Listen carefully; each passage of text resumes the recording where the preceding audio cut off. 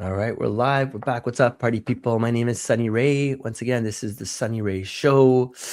Today, I think it's gonna be like episode number 3 or something. So thank you for everyone who tunes in. I've got Nicole Gibson, the founder and CEO of InTruth Technologies, joining me today on this episode. Nicole is a San Francisco-based founder running towards one mission. InTruth Technologies was founded in 2021. They're building what she describes as the world's first emotion biotech software that takes raw heart rate data from consumer wearables like Aura, your Apple Watch, Whoop, and translates it into emotion score through machine learning. Oh my goodness, this is insane. Help me welcome Nicole. Hey, Nicole. What's up, Sonny? What a cool project you're working on. Let's dive into the deep end. What is In Truth? What's your mission? What are you building? And then, we'll keep it to a couple paragraphs, but then come back to it later on in the interview as well. Yeah, well, I think you did a pretty good job in your intro. So, our proprietary system is called the emotion score. The team had to really think about emotion in a way that I think is not commonly understood by culture. And so, that's always something I like to explain when I'm giving an interview, because I think a lot of people just see the crux of emotion as happy or sad or grateful, but actually emotion begins in the autonomic nervous system.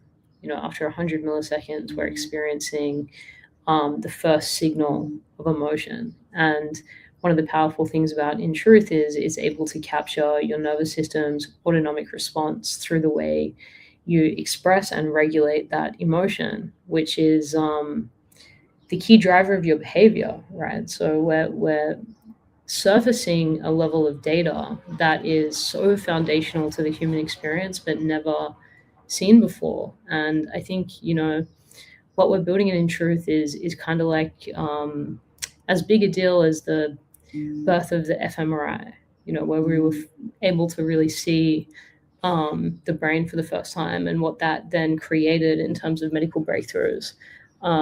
I think what In Truth is doing is kind of the equivalent, but for our emotions and our nervous system. Normally at this point, I would like move into the interview, but I'm so like, I got to ask some questions here. How,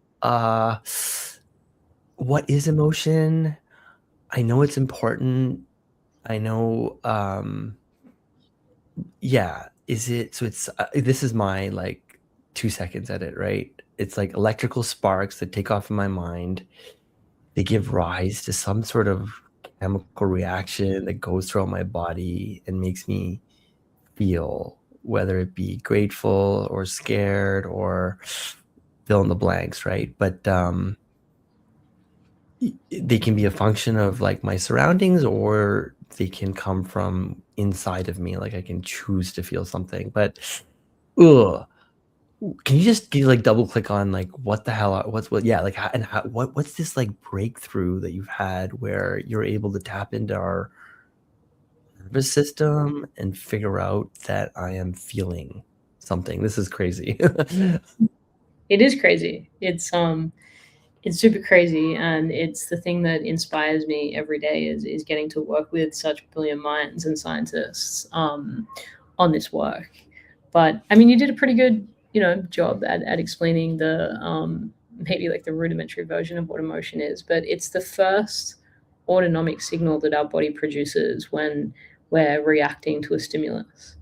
And so, one of the things that the In Truth team had to do was actually define scientifically emotion regulation. And this was not something that had really been defined in the way that we're defining it from a physiological point of view, because we had to build, a scientific foundation for the machine learning um, model. So, what we've built is a model that we call the react and rebound model. So your reactivity is your sympathetic nervous system. It's otherwise known as your fight or flight response. How quickly does that part of your nervous system come online when there's a stimulus? So say something, there was a loud bang behind you. when that loud bang happens, how quickly are you able to react?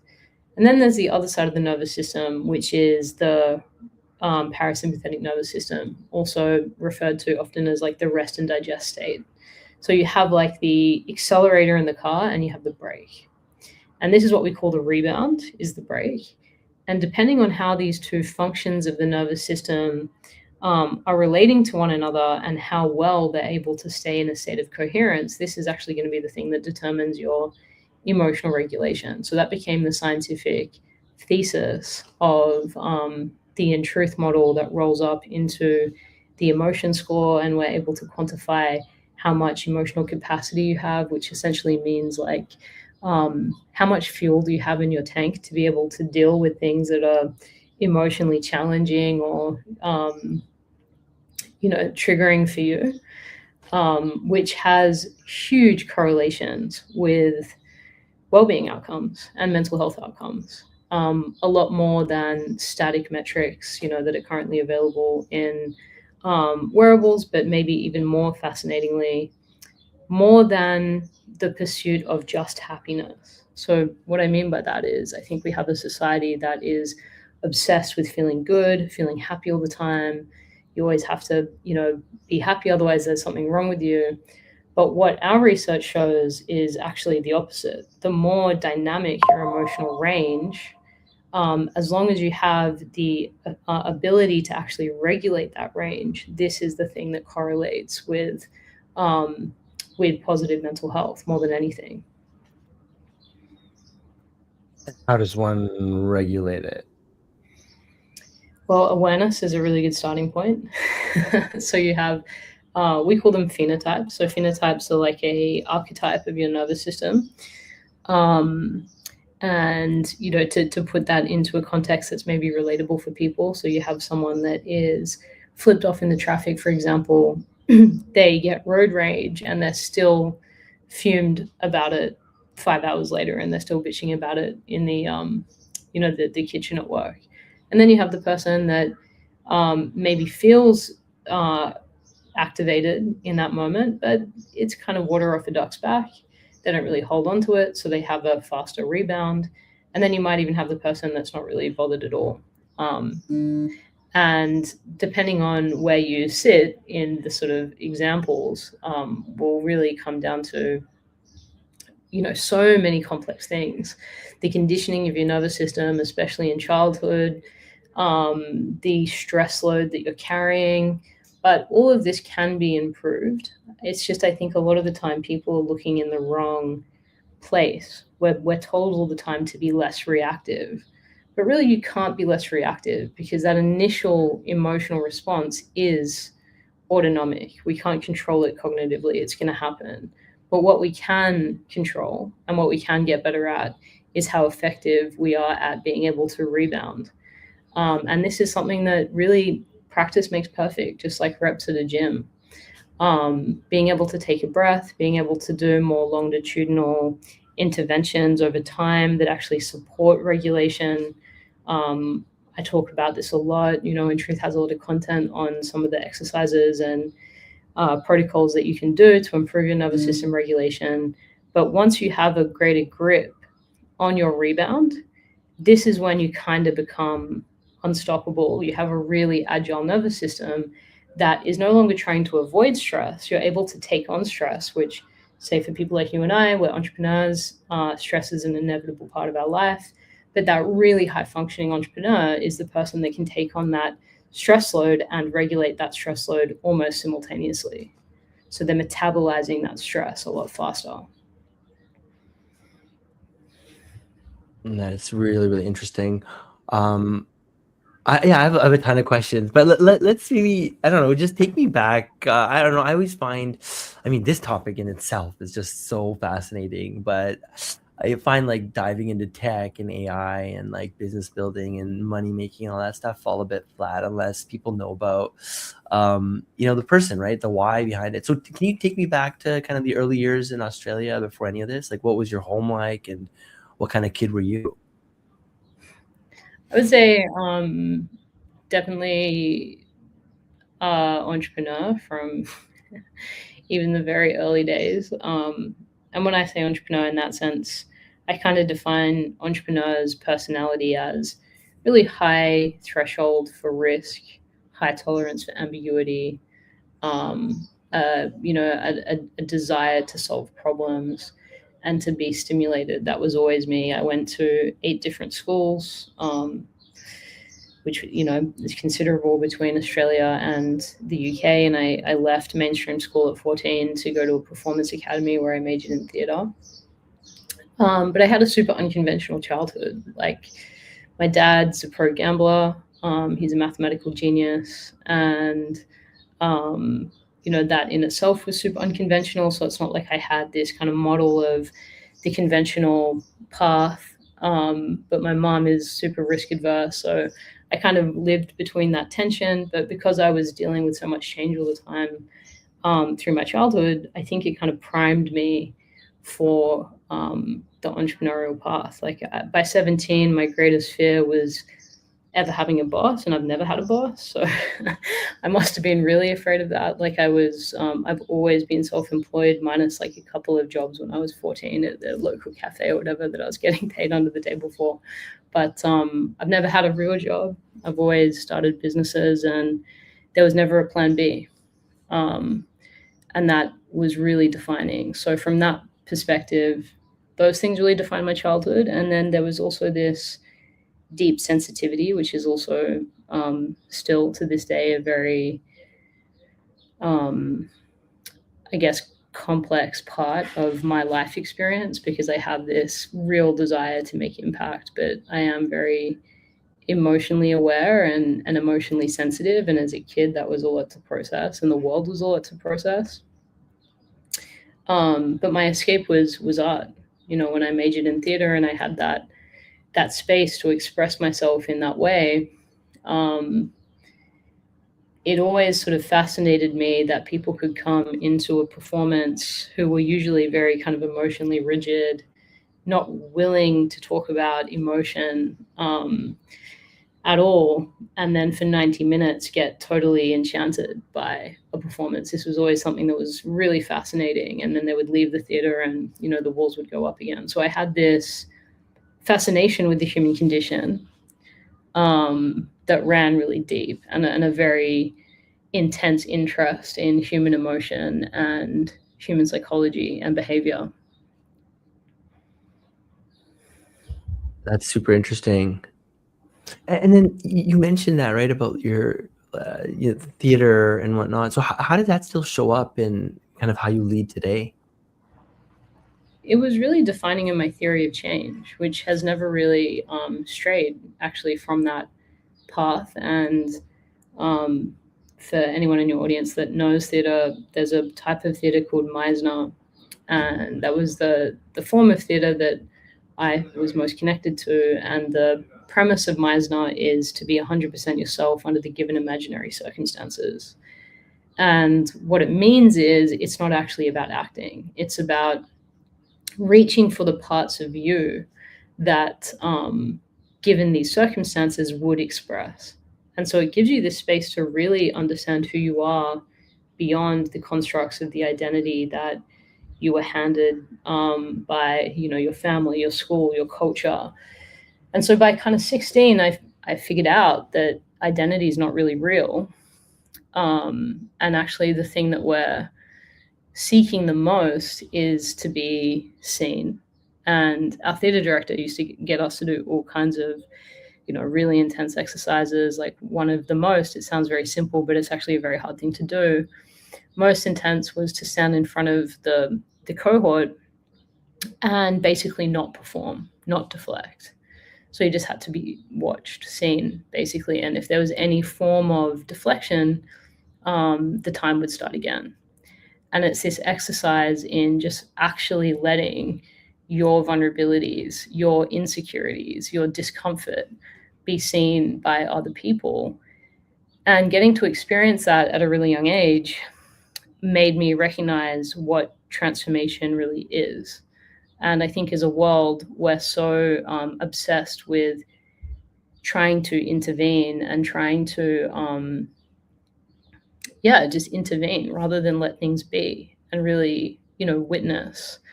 what's in front of us, be the observer of our lives and each other without judgment.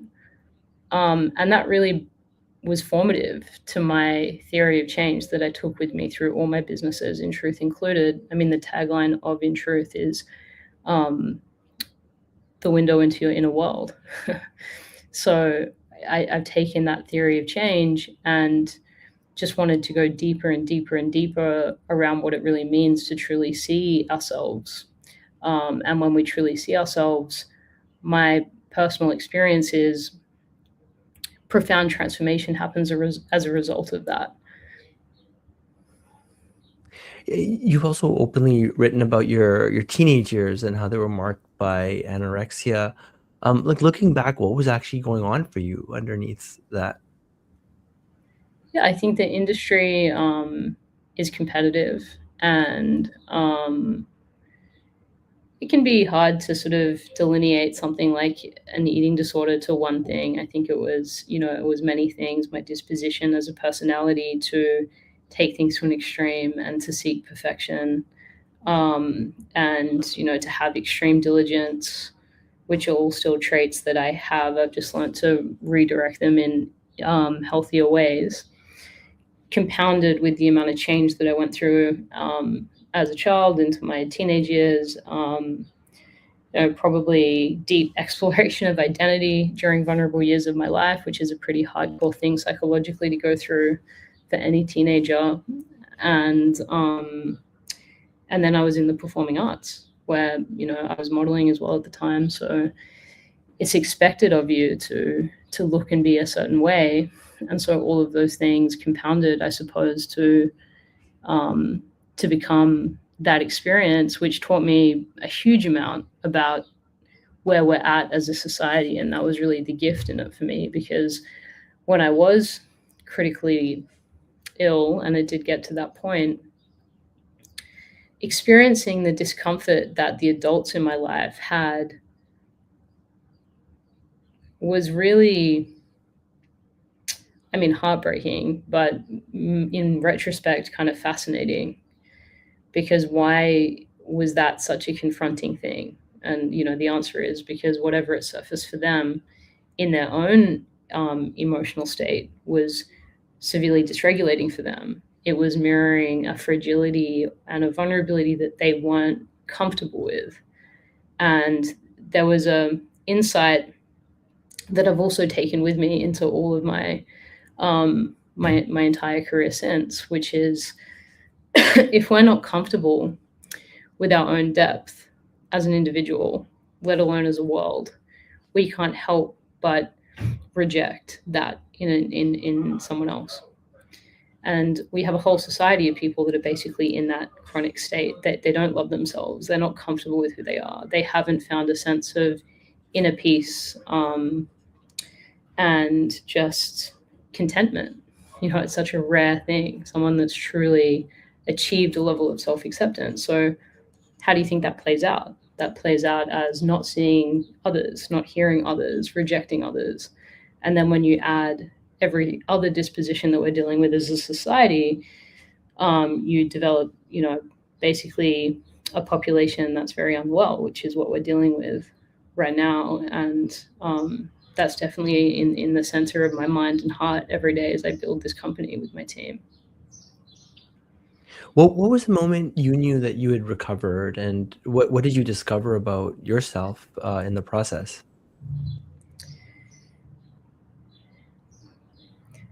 I guess recovery from any chronic illness, and I would kind of put anorexia in the addiction category more than I would sort of a traditional mental illness, because it's a compulsion to a particular behavioral pattern, which is starving yourself. Um, and I think it's more akin to addiction than to anything else. And I got to a point in that journey where basically I had to make a life or death situation. So that was step one. I didn't want to die to that. I felt like my potential was greater, and I didn't want to die for something that ultimately was an ego, trying to be perfect, not allowing myself to be the fullest expression of me. Um, so that was the foundation of the recovery. And then as I pursued my path in life into my early adult years, 18, 19 years old, I recognized that in order to achieve my ambition, I had to be well and I had to be vital. And so looking after myself and eating and doing the right things by my body became um, no different to making sure the financials in my business were okay, or it became a function of what I needed to do um, to be effective and honorable, and I think as well a good role model. That's important to me. I know people look to me, and I hope that young girls can look to me and see me as a beacon of what's possible. And I wanted to be in integrity, and so that was, I guess, the second phase, and then slowly over time, it just kind of became something that was an echo that felt really far away, something that became harder and harder to relate to. And you kind of skipped the whole traditional university path and launched a foundation, right, on your 18th birthday. What gave you the conviction to do that instead of kind of following like the normal track? I did go to uni and I have a degree, Oh, but after yeah, but after a couple of classes, I finished it because I like finishing what I start. But I could see that that wasn't the environment that I was going to reach my potential in. Like I remember 2011 was my first year out of school, and I was sitting in those first university classes, and Facebook had just come out, and I went to a private university in Australia, so people were paying like a lot of money to be there, or their parents were, or whatever the situation was. And I just remember seeing everyone on Facebook, like through all of their lectures, like not even paying attention. And I just remember thinking, like, this isn't it. This is not. And also like the high school equivalent I went to, the performance academy, was it was a really brilliant learning environment. I was obviously going through a very difficult time, but we learned from experts who were just so passionate and skilled in their art form. And I think being exposed to that sort of learning environment was just like, wow, and it just felt like things didn't measure up to that. And I didn't feel the enthusiasm that I would have hoped to feel from a learning environment. And yeah, I had this fire in my gut that just wouldn't leave me alone. Like as I started to when you overcome something like an addiction and you actually overcome it, I think people that talk about their experience overcoming chronic illness as well, it's a similar story. If you can actually cross that threshold to vitality again after feeling like you're potentially going to die, you're filled with a gratitude and a love that is impossible to put into words. Like life moved me beyond um, belief. My connection to and my reverence in God was so strong, and life was not just about ticking boxes or following a path because that's what everyone else was doing. It became something I truly wanted to live. I felt like I had a second chance, and I didn't care if I failed. I really couldn't have cared less. I was doing what I loved, and I would have done that in a cardboard box on the street. And there's such a freedom, and I still feel that way crazily. Like obviously as I've grown in my success and you get older, you have levels of comfortability. But if I could do what I do now, um, and live in a box versus have some kind of golden handcuffs and have a lavish lifestyle, like there's just no that I don't even have to hesitate for a split second. It's so I was very blessed to find that early in life, that perspective. And like I said at the beginning of the interview, it eliminates plan B. And when you eliminate plan B, it works. yeah, that's really inspiring. I was gonna ask you. So, in terms of you have this like story about how you spent 18 months in a van. You visited some like 300 communities. What did that road trip teach you about, people that you couldn't have learned in the classroom? Yeah, that was that time. So that was when I founded the nonprofit. I stayed and did my first couple of trimesters, at the university, and then I changed to online. And I got a sponsorship through the nonprofit I founded to go on this tour. Um, I'm like, wow, I mean, first of all, I was traveling mostly through remote and rural parts of Australia, which is the desert. And to have this experience at 18 years old where I was sleeping most nights in the desert with no cell reception under a blanket of stars, like that in itself is spiritually profound. And then to add another level to that, which is I gave up all my, familiar, like everything familial, everything comfortable. And I had my parents saying, if you go to this uni, or if you don't do this, we'll give you this and that. And I had finally freed myself. When you have an addiction like anorexia and you feel compelled to starve yourself, it's a very dark psychology, right? So to get to the other side of that and to really feel like I have this new lease on life, and this freedom. I didn't want anything material. I actually felt like allergic to anything fake, anything performative, anything material. I just wanted to be free of all of it.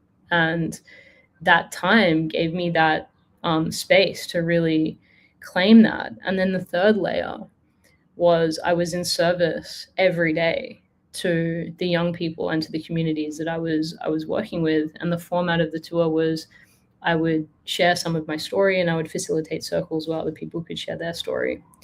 Um, and these communities blew me away in terms of what they shared, the personal transformations, and then eventually the community transformations. We could do a whole podcast just on that. So I didn't realize it at the time, but it really was the ingredients for a spiritual awakening. I felt overflowing with gratitude and love. I gave up everything material. I lived in a remote environment without any kind of attachment to the modern world, and I was in service every day. And there was no way after that tour I could sort of go and live a normal life. A normal life. It just taught me way too much about what this life really is and the gift we have in this life.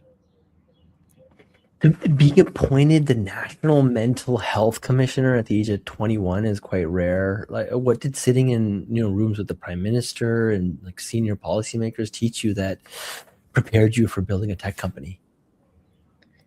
Yeah, I think the 18-month, almost 2 years actually, the tour, it taught me that at any level of power, humans are all seeking the same thing. And I think really connecting to that and embracing that depth of humanity kind of primed me for everything that came after. And that was not something I pursued. Essentially that came about because I was using the stories from the communities I had been working in to advocate for preventative community-based mental health models, which at the time that was considered kind of taboo because environment and culture were like there was just no recognition that they played a role in someone's mental health, which is crazy, but that was the way of thinking. And so when I started that advocacy journey, I guess the timing of my work was really on point, and that led me to build political relationships, and then eventually to serve as the Commonwealth Commissioner for Mental Health. Yeah, I mean, I saw people in those rooms with the very same need that I saw the 12-year-old kid in the community with, that no one's exempt from that.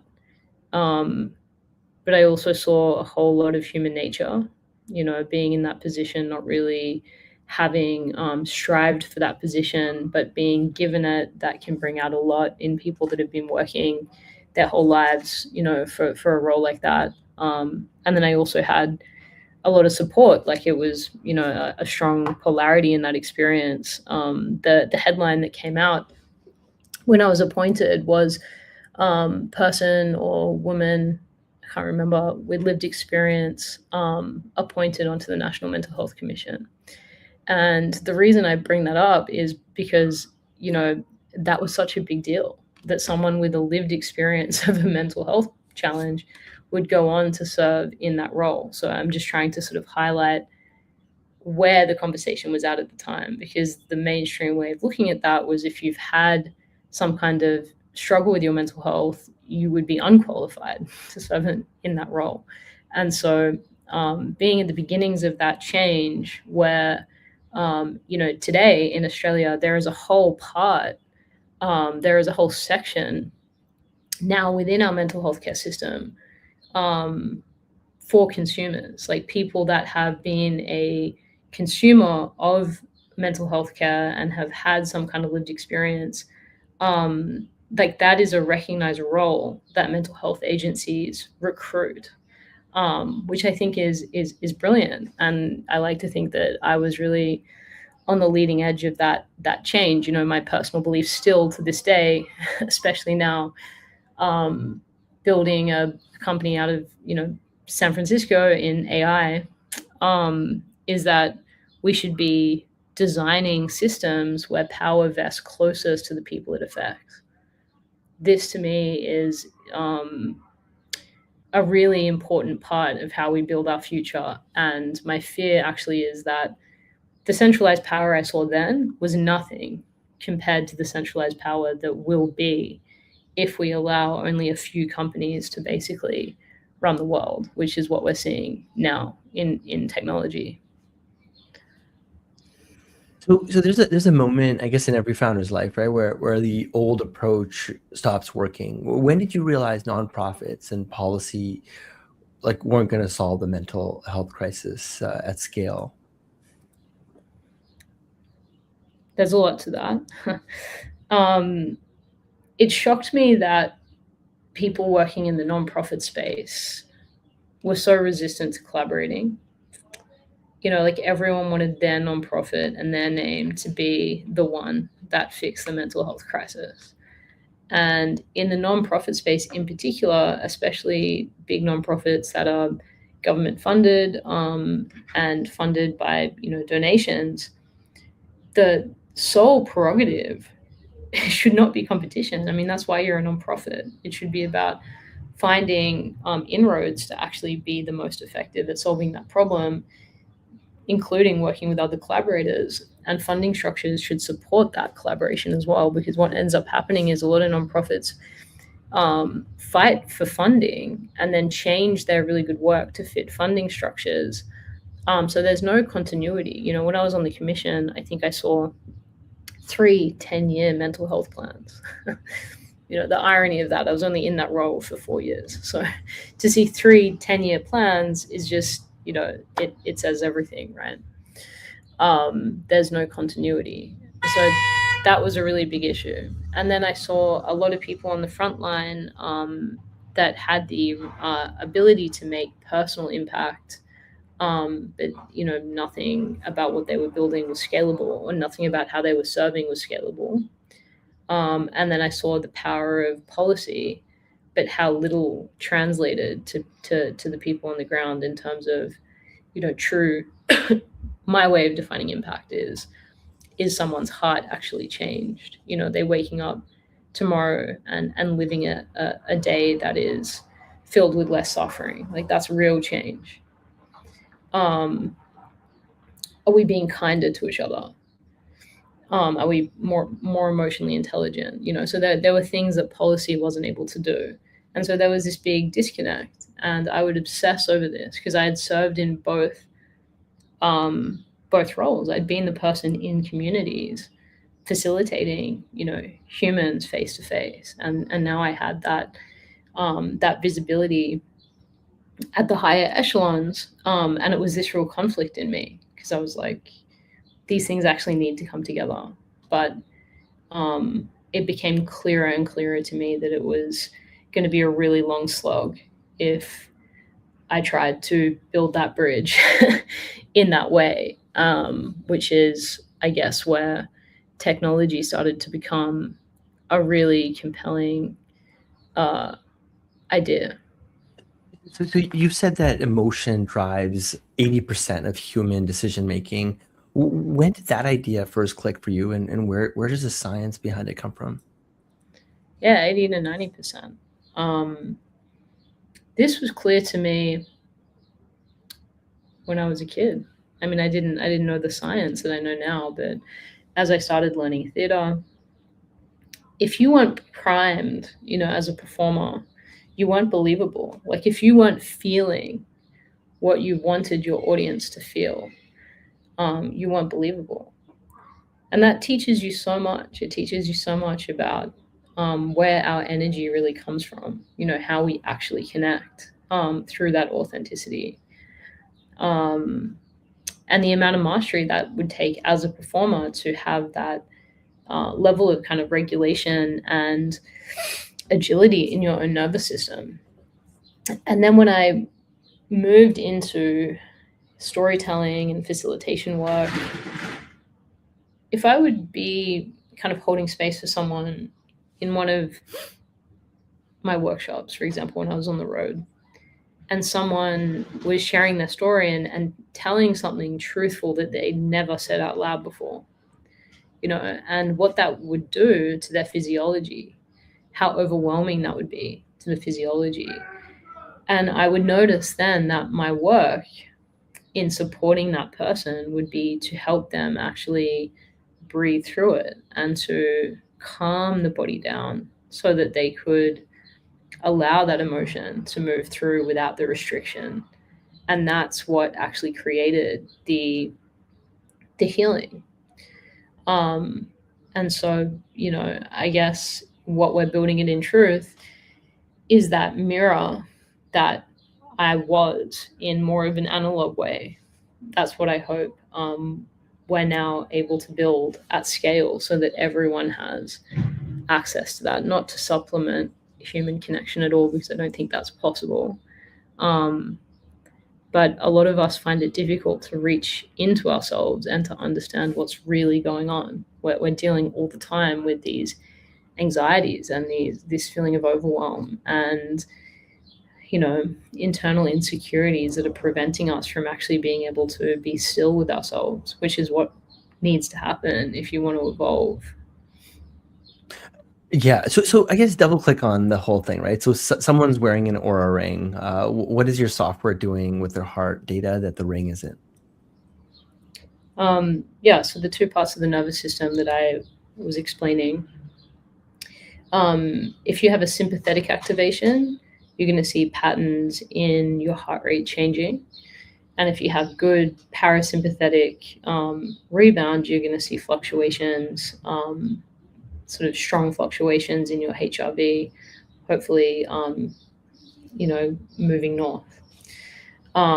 So we're able to look at, the scientific term is the temporal dynamics between that data and evaluate how well you're regulating. So if you're, for example, sitting and doing a meditation and you're bringing something to mind that requires healing, being able to actually understand the way that your nervous system is responding to that all of a sudden gives you a direction to understand where you're truly at in your healing journey. Like if I bring to mind the hardest times of dealing with an eating disorder, um, and now to be able to see that there's no change in my sympathetic activation, I can see that I'm truly congruent. I'm healed. It's not something that affects me anymore. Whereas maybe, I don't know, if I was going through a breakup that happened a week ago, um, that would be very, very noticeable in my nervous system, and it would illuminate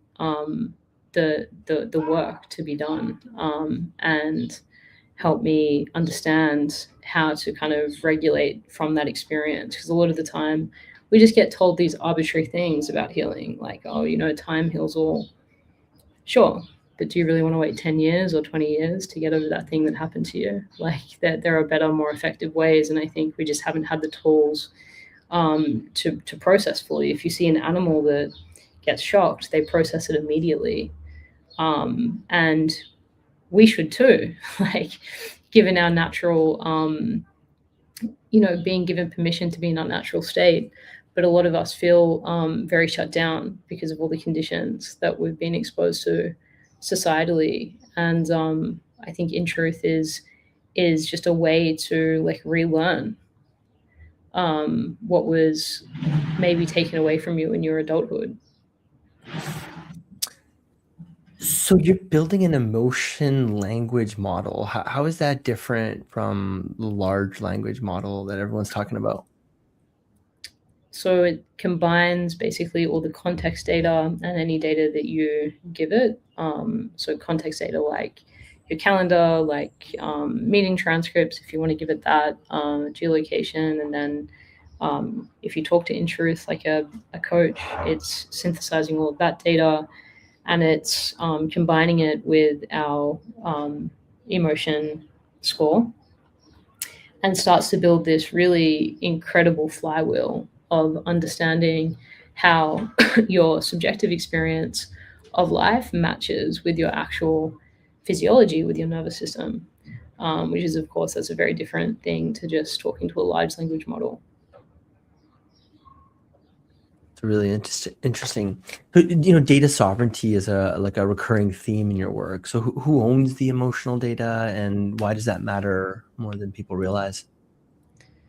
Yeah, it matters a lot, I think. And the example I give is like, Sunny, how would you feel if big corporations came right now and stood over you and said, you're going to tell anyone we want you to tell your deepest, darkest, hardest vulnerabilities, the things that affect you the most, and we're going to have a gun to your head, it's like an extreme thing to visualize, but companies that don't care about data sovereignty, meaning you have the option always to own your own data, to have that data be deleted, and to have the guarantee from the company that we're not going to sell your data to Meta, for example, so that it can be used to weaponize algorithms against you.